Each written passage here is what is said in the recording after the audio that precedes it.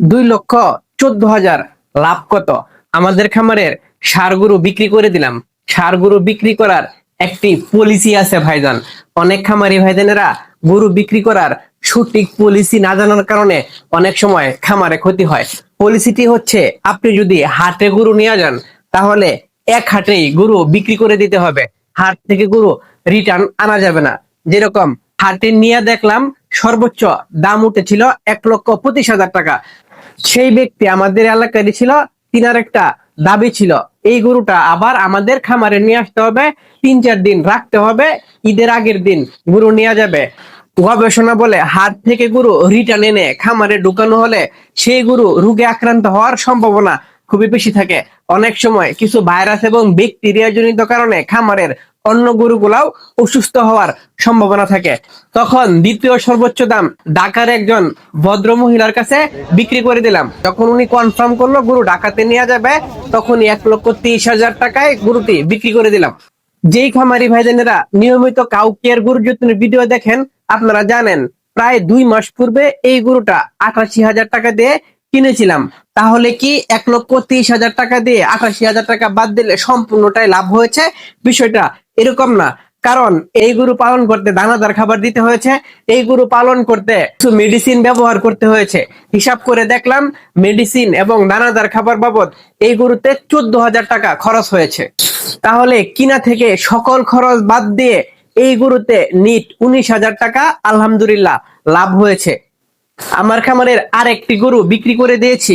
সেই গরুটি হচ্ছে পুচ্চুর মা। এই যে এখানে বাঁধা ছিল, এখন এখানে সায়ান শাকে বাঁধা হয়েছে।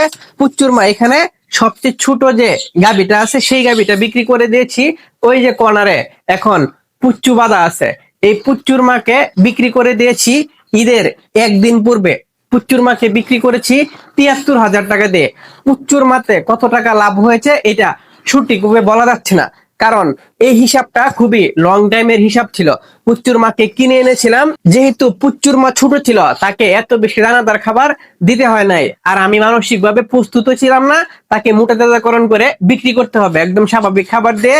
তারপরে পুচ্চুর মাকে বিক্রি করে দিয়েছি, যেহেতু 42,000 টাকা দিয়ে কিনা ছিল। পুচ্চু যেহেতু আমার খামারে থেকে গেছে, আলহামদুলিল্লাহ ভালো পরিমাণে একটা লাভ হয়তো হয়েছে।